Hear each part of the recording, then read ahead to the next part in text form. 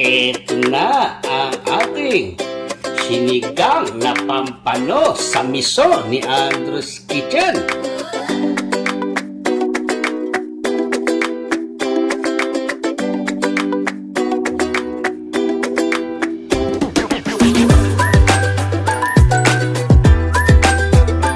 Hi ka-kitchen! Isang magandang araw sa inyo lahat yan. Welcome to Andrew's Kitchen. Itong araw na ito, isang subscriber ang nagre-request sa atin matagal na ang sinigang na isda. Kaya itong araw na ito, ang ating recipe, sinigang na pampano sa miso. Kung bago ka pa lang sa channel ko, please subscribe and share para lagi kang updated sa ating masasarap na recipe dito lang sa Andrew's Kitchen. Ang ating mga ingredients sa ating kakaibang sinigang sa miso ni Andrew's Kitchen. Tayo dito ang pampano. Ito ang ating napiling isda na isisigang. At syempre, meron din tayong broth ng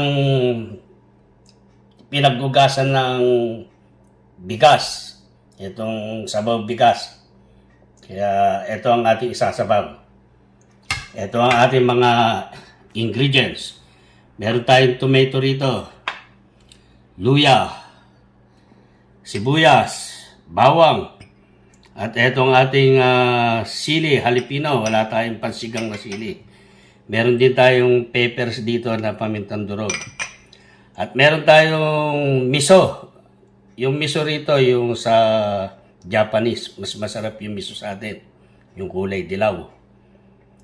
At meron din tayong tamarind powder. Ito ang ating pampaasim. Meron tayong patis na pampalasa. At meron din tayong Knorr cubes na chicken cubes. Meron tayong mga gulay dito. Pechay, wala tayong mustasa, kaya ito ang ating ilalagay. Pwede rin itong pechay. Meron din tayong labanos, okra. Iniwahan natin to para lumapot yung sabaw natin. Lalabas yung juice ng okra natin. At meron din tayong eggplant dito. Ay natin ka-kitchen. Let's get started! Ka-kitchen, meron tayong kaserola dito na pinainit na natin. Maglalagay tayo ng konting mantika. Isasangkot siya natin mga pampalasa natin. Ka-kitchen, magsasangkot siya na tayo ng bawang ngayon. No?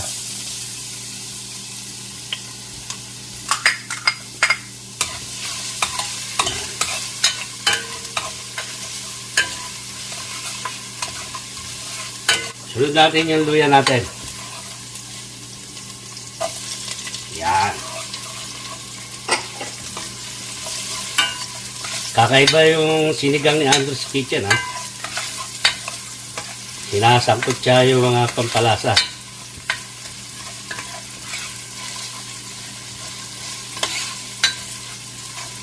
Pwede rin naman yung hindi nyo isangkot siya yan.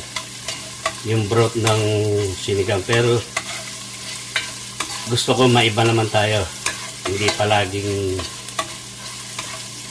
broth pinapakulo at nilalagay yung parang nilaga. Ito, sinasangkot siya natin para malasa. Yan. Sibuyas. Bango na. Sarap. Siyempre, pag may bawang sibuyas, luya, meron din siyang kamatis. Sinigang. Wow! Ang bango, ka-kitchen. Smell good.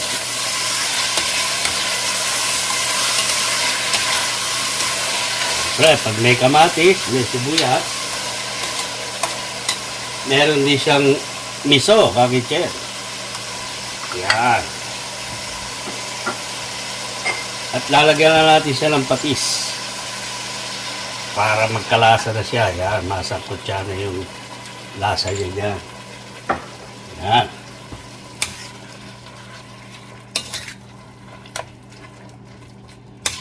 Siyempre, lalagay na rin natin yung Knorr cubes natin. Ayan, ha. Dalawa. Chicken cubes. Andiyan na yung sabaw niya. Malasang malasa na yan, ka-kitchen. Siyempre, lalagay na rin natin itong paminta. Ayan, ha.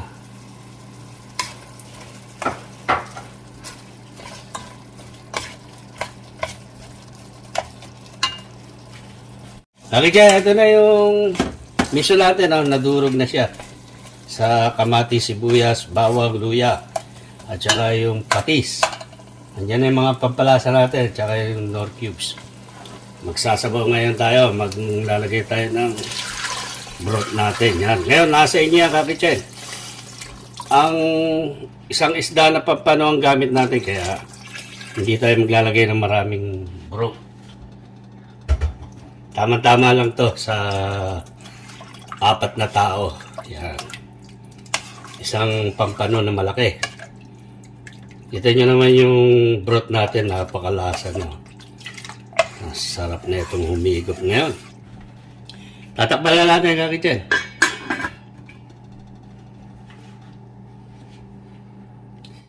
Kakitchen, check natin yung broth ng sinigang na pampano sa miso natin. Oh. Ito na siya. Oh.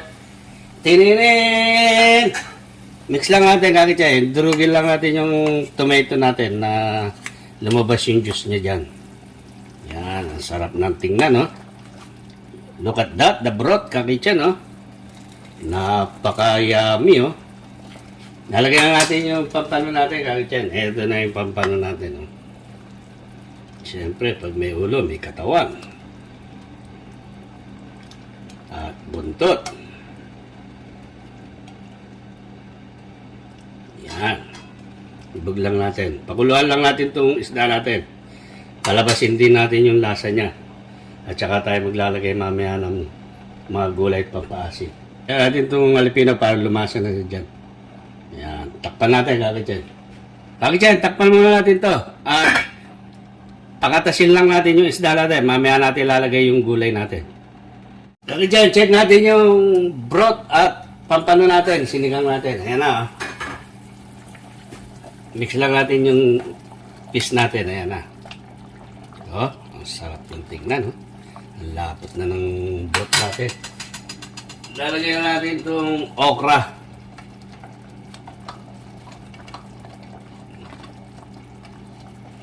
At saka itong labanos. Lalagay na rin natin itong talong.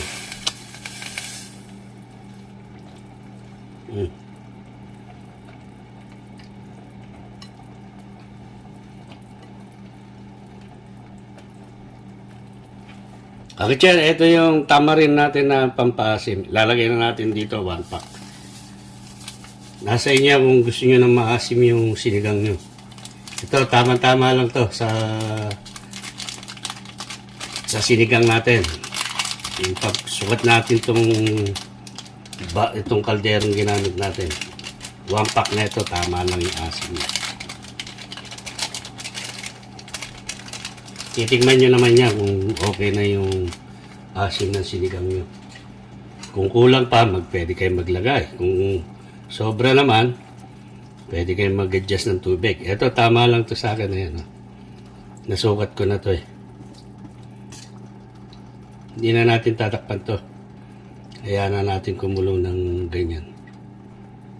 Diyan, eto na ang ating sinigang na pampano sa miso. Titigman na natin yung broth natin. Kaya malapot yung broth natin. Oh. Malasang malasa to. Wow, ang asim. Perfect. Tama lang yung patis natin na nilagay kanina, kakitchen. Perfect. Try natin yung gulay. Test natin yung gulay. Pag ito bumaon na. Ayan, oh. Malambot na. Napupurot ko na siya. Ayan, oh. Yung talong natin, malambot na rin. Yung labanos natin. Okay na yung labanos. Perfect na lahat. Ayan. Ilalagay natin yung pechay natin. Itong pechay, pagkulo at saka natin i-off yung ano natin, yung stove natin. Ayan. Pakukuluan lang natin siya. Hindi natin siya lalabugin.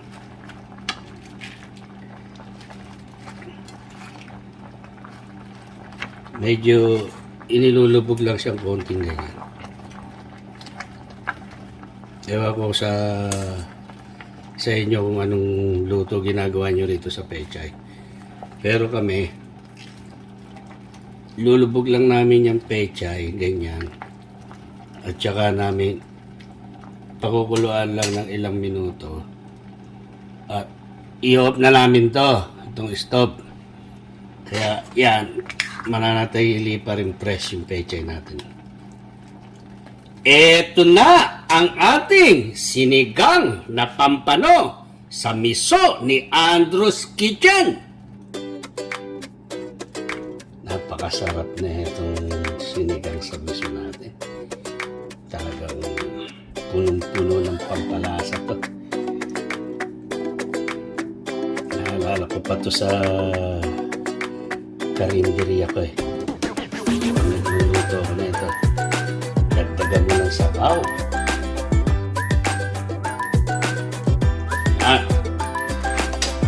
Lalagay tayo ng sili, siyempre. Pampaganang kumain.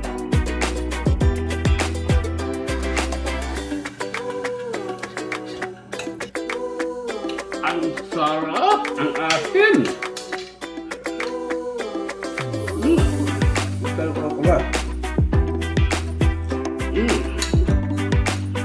Labanos, tamang-tama yung lambot ng mga gulay natin.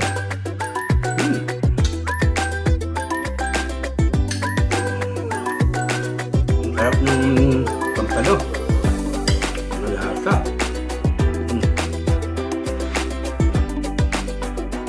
Sarap. Mumukbang na natin ito kakityan sa sobrang sarap.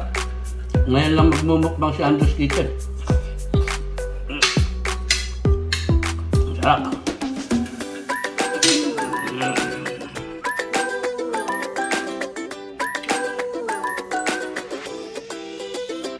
Parang masarap ng kamay. Ano nga dito? Ano natin yung patagalin pa. Sarap. Nakakagana rito yung mangang. Kung ba tayo sili, ayan o. Sabi siya, no?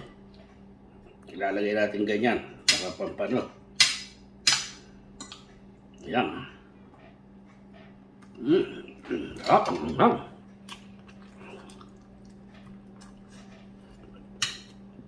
Ang gulay natin.